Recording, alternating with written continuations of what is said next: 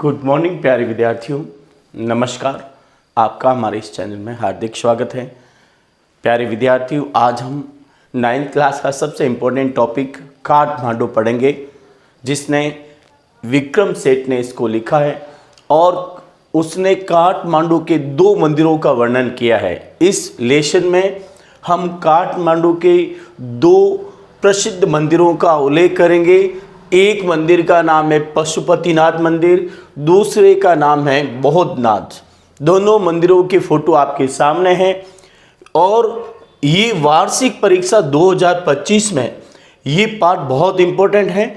आप इस पार्ट को पूरा समझें, वीडियो पूरा देखें ताकि ये पार्ट समझ में आए। साथ ही समरी एंड इंपॉर्टेंट क्वेश्चन इसके साथ में दे रखे हैं।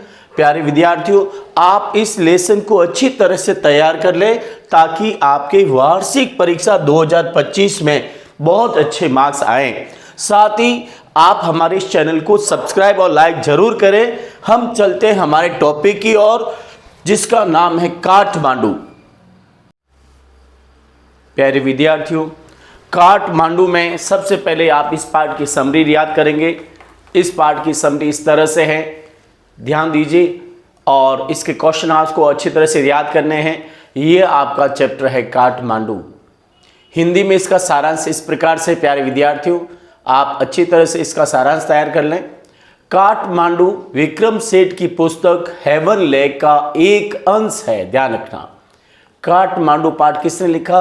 विक्रम सेठ। उसकी पुस्तक है हेवन लेक, ध्यान रखना, जिसमें चीन से भारत तक, तिब्बत से नेपाल तक होकर उनकी यात्रा का वर्णन है। चीन से भारत तक और तिब्बत से नेपाल तक होकर उनकी यात्रा का वर्णन है। काठमांडू अपने धार्मिक मंदिरों के लिए प्रसिद्ध है, जिनमें सबसे पहला मंदिर है पशुपतिनाथ और दूसरा मंदिर है बौद्धनाथ मंदिर शामिल है। तो प्यारे विद्यार्थियों, इसको अच्छी तरह से याद कर लें, इसकी समरी। और अपन अब चलते आगे। Kathmandu and except from Vikram Seth's book Heaven Lake, description of his journey from China to India through Tibet and Nepal. Kathmandu Vikram Seth का एक हेवन लेक का एक छोटा सा एक्सर्ट है और ये उसकी डिस्क्रिप्शन का मतलब यात्रा, ये उसकी चाइना से भारत तक, तिब्बत और नेपाल होकर उसकी यात्रा का वर्णन है। जर्नी का मतलब यात्रा। Kathmandu is famous for its religious temple in which Pashupatinath and Boudhanath temples are involved. और काठमांडू अपने धार्मिक मंदिरों के लिए प्रसिद्ध है, जिसमें पशुपतिनाथ और बौद्धनाथ मंदिर शामिल है। इन्वॉल्व का मतलब शामिल। अब हम इसके इंपॉर्टेंट क्वेश्चन आंसर तैयार करेंगे। सबसे पहला प्रश्न प्यारे विद्यार्थियों अच्छी तरह से तैयार कर लें। विच 2 temple did author visit in Kathmandu? लेखक ने कौन से 2 मंदिर काठमांडू में देखे? The author visited. प्यारे विद्यार्थियों, जब कभी डिड हटता है तो फर्स्ट फॉर्म सेकेंड फॉर्म में चली जाती है। The author visited 2 temples in Kathmandu, Pashupatinath and Boudhanath. तो इस तरह से 2 टेम्पल्स उसने देखे। अगला है what are the 5 kinds of flutes? 5 प्रकार की बांसुरी कौन सी है? प्यारे विद्यार्थियों, ये बहुत इंपॉर्टेंट प्रश्न है। This is very very important question, इसे अच्छी तरह से ध्यान दें। विक्रम सेठ ने वहाँ काठमांडू में 5 प्रकार की बांसुरी देखी, जिसका वर्णन उसने किया है। There are 5 kind of flutes which are 5 प्रकार की बांसुरी, जिसमें सबसे पहले रेड नेह एक बांसुरी, the recorder number 2, the Japanese shakuhachi जापान की एक बांसुरी है जिसका नाम है साकुहाची। द डीफ और अगली बांसुरी है 3 नंबर पर। सबसे पहली बांसुरी है रेड ने, दूसरा रिकॉर्डर, ध्यान रखना। पहली बांसुरी है रेड ने, दूसरी बांसुरी है रिकॉर्डर और तीसरी बांसुरी है जापानीज साकुहाची। ये तीसरी बांसुरी है। चौथी बांसुरी है द डीप बांसुरी ऑफ हिंदुस्तानी क्लासिकल म्यूजिक, यानी भारतीय सांस्कृतिक और मतलब गहरी बांसुरी, गहन बांसुरी। डीप बांसुरी का मतलब गहन बांसुरी। ये बांसुरी नंबर 4 हो गई। अब हमारे अगली बांसुरी है द क्लियर या वृद्धि of flute of South America, यानी साउथ दक्षिणी अमेरिका की एक स्पष्ट बांसुरी और एंड हाई पिच्ड चाइनीज बांसुरी, और आगे है एक चाइनीज बांसुरी। तो इस तरह से आप बांसुरी के नाम याद कर लीजिए, परीक्षा में ये प्रश्न 100% आएगा। इस बांसुरी के नाम आप पेपर पर लिख कर कॉपी में लिख कर तैयार कर लें। सबसे पहले बांसुरी मैंने अभी बताई रीड नेहा, दूसरा रिकॉर्डर, तीसरी जापानी शाकुहाची, चौथी है डीप बांसुरी ऑफ हिंदुस्तानी क्लासिकल, और पांचवी बांसुरी है clear flutes of South America, और छठी बांसुरी है चाइनीज फ्लूट। अब अगला है what is the belief at Pashupatinath about the end of the Kalyug. ये भी प्रश्न बहुत इंपॉर्टेंट है। कलयुग के अंत के बारे में पशुपतिनाथ पर क्या धारणा है, यानी कलयुग के अंत के बारे में पशुपतिनाथ के मंदिर पर क्या धारणा है। बहुत इजी है। A small temple is coming out from the stone platform on the bank of Bagmati river. Bagmati नदी के किनारे एक पत्थर का चबूतरा बना हुआ है, उस चबूतरे से एक छोटा सा मंदिर दिन प्रतिदिन बाहर आ रहा है। अ स्मॉल टेम्पल, टेम्पल को श्राइन भी कहते हैं। A small temple is coming out from the stone platform, एक छोटा सा मंदिर बागमती नदी के किनारे, बैंक का मतलब किनारे, बागमती नदी के किनारे एक मतलब पत्थर के प्लेटफॉर्म पर, पत्थर के चबूतरे से एक छोटा सा मंदिर दिन प्रतिदिन बाहर आ रहा है।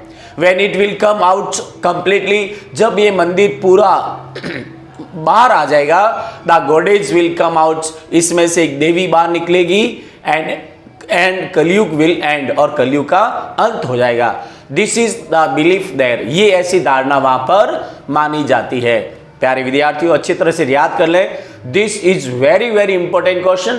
अब हमारा question number 4, What difference does the author note between the flute seller and the other hawkers? लेखक बांसुरी विक्रेता और अन्य फेरी वालों में क्या अंतर देखता है? यह भी प्रश्न बहुत इंपॉर्टेंट है, इसे भी आप लिख कर याद कर लीजिए। The author looks that the hawkers cried loudly to sell their things।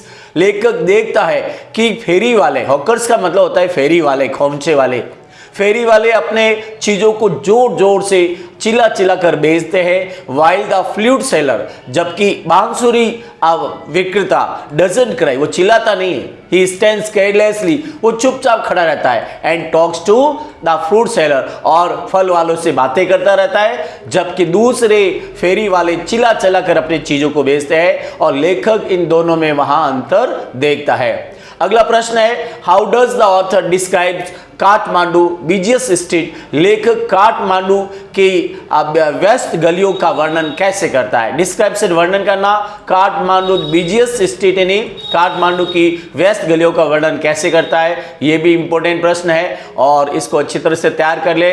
लेखक काठमांडू की व्यस्तम गलियों का वर्णन कैसे करता है? This is very very important प्रश्न।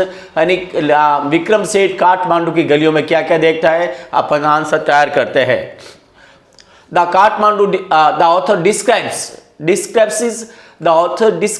Kathmandu's busiest street lively। लेखक विक्रम सेठ काठमांडू की गलियों का सजीव, लाइवली का मतलब सजीव चित्रण करता है। There are so many small temples of god and goddess decorated with flowers in the street of Kathmandu। Kathmandu की गलियों में बहुत सारे छोटे छोटे देवी देवताओं की फूलों से सुसज्जित मंदिर है। There are so many small temples। Kathmandu की गलियों में बहुत सारे छोटे छोटे गॉड एंड गॉडेस देवी देवताओं की मंदिर, डेकोरेटेड विथ फ्लावर्स, फूलों से सजे मंदिर है। There are a fruit seller। अब गलियों में कौन कौन दिखाई देते हैं? फ्रूट सेलर फल बेचने वाले, फ्लूट सेलर बांसुरी बेचने वाले, हॉकर्स ऑफ पोस्ट कार्ड चित्र यानी पोस्ट कार्ड बेचने वाले फेरी वाले, शॉप सेलिंग वेस्टर्न कॉस्मेटिक और पाश्चात्य सभ्यता के सौंदर्य की सामग्री बेचने वाले, फिल्म के रोल बेचने वाले, चॉकलेट बेचने वाले, कॉपर यूटेंसिल और तांबे के बर्तन बेचने वाले, यूटेंसिल का मतलब बर्तन, एंड नेपालीज एंटिक्यूज और नेपाल के विशेष प्रकार की चीज़ों को बेचने वाले, और कार हॉर्न्स, कारों के हॉर्न, साइकिल्स बेल्स, साइकिल की घंटियां, वेंडर्स साउट और खोमचे वालों की चिल्लाने की आवाज़ें सुनता है। और भी क्या है, स्वीट शॉप, गलियों में मिठाई की दुकानें, बुक सेलर, किताबें बेचने वालों की किताबें, बुक्स विक्रेता, और रोस्टेड कॉर्न ईयर्स और भुट्टे बेचने वाले, यानी सेके हुए भुट्टे बेचने वाले। और इस तरह से the author buys one rubbed with salt and chilli powder and lemon, लेखक वहाँ से एक नमक और नींबू और मिर्ची लगा हुआ भुट्टा खरीदता है। इस तरह से वहाँ पर लेखक विक्रम सेठ काठमांडू की गलियों का वर्णन करता है। प्यारे विद्यार्थियों, मैंने ये 5 क्वेश्चन आपके लिए बनाए हैं। These are very very important question. अगर आपको वार्षिक परीक्षा में 10 नंबर और ज़्यादा बढ़ाने हैं तो आप इस पाठ को अच्छी तरह से याद कर लें और परीक्षा में तैयारी करें, और साथ ही हमारे इस चैनल को सब्सक्राइब करें। Best of luck. Please subscribe our channel so that we may send you our next video soon. Thank you very much. Take care. Goodbye. We will see you in our next video.